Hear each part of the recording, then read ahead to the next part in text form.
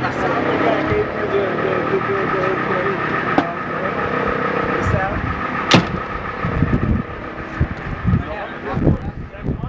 with Michael Nelson. Now, you are the councilman of what area? I have Manhattan Beach, Brighton Beach, Sheepshead Bay, and Midway. Okay, now we're standing on Avenue L and Bedford Avenue, and you're watching a clothing drive for the community. Now, how impressed are you not watching just my community, it's going to Rockaway, which is very heartwarming. These guys are doing such a great job. They're devastated out there. And this is going to be such an uplifting thing, leave alone the actual factual help that they're going to get. Psychological help is going to be very, very important.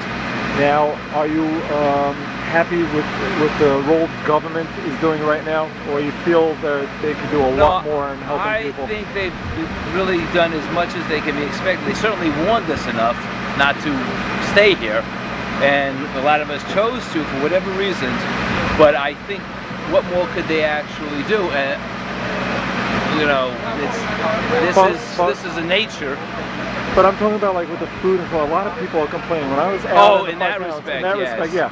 You know, you're talking about people have no food, no clothing. They don't even have a shirt on their back, and it's getting cold. No, I see the volunteer groups, like especially Shomrim, has really come to the fore. Where this Flatbush Shomrim, Borough Park. I was in Seagate tonight, which is not my district, but a rabbi friend of mine is there, and they're there giving away food and making people feel. The government probably, you're right in that respect. They should have been actually out with food distribution points in more places. That's something we're really going to have to look into strongly in the council. This hopefully will never happen again, but there'll be things almost as bad. Now, are you surprised that after September 11th, with all this over the last 10 years, we're prepared? We have a plan in place. We have a place that it's so obvious that we don't have a plan in place?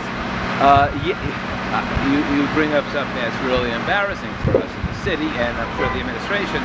Yeah, evidently we needed to tighten it up more, and it wasn't. Nobody expected quite the magnitude of this storm. You know what? They're supposed to anticipate. They're anticipating every type of terrorist attack. Well, this is nature's terrorist attack. We should have been more prepared for this in that respect.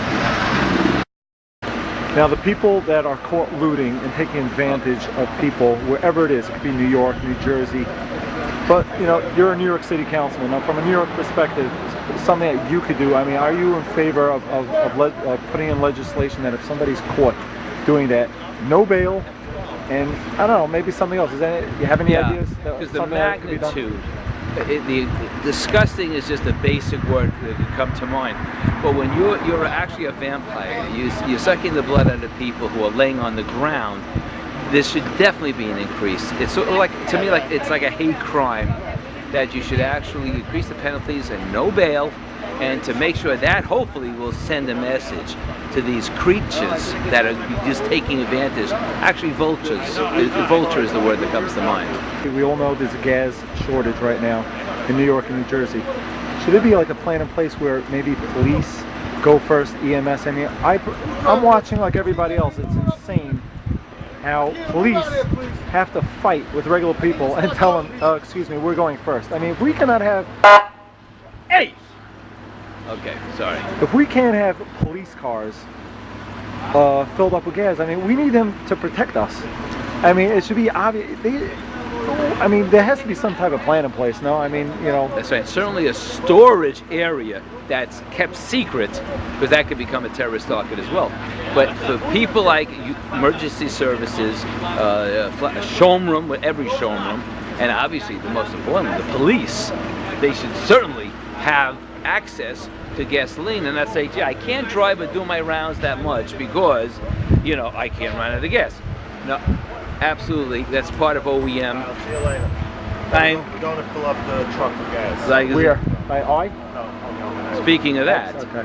Yeah, they run out of gas, and it's going to be could be a tragedy for the community. Right, you know, it's funny. We were talking about it. That was not planned, but that kind, you know, they're running out right now. If we don't have that command center to give food to everyone, we're in trouble. This is a great action shot for what we're talking about exactly.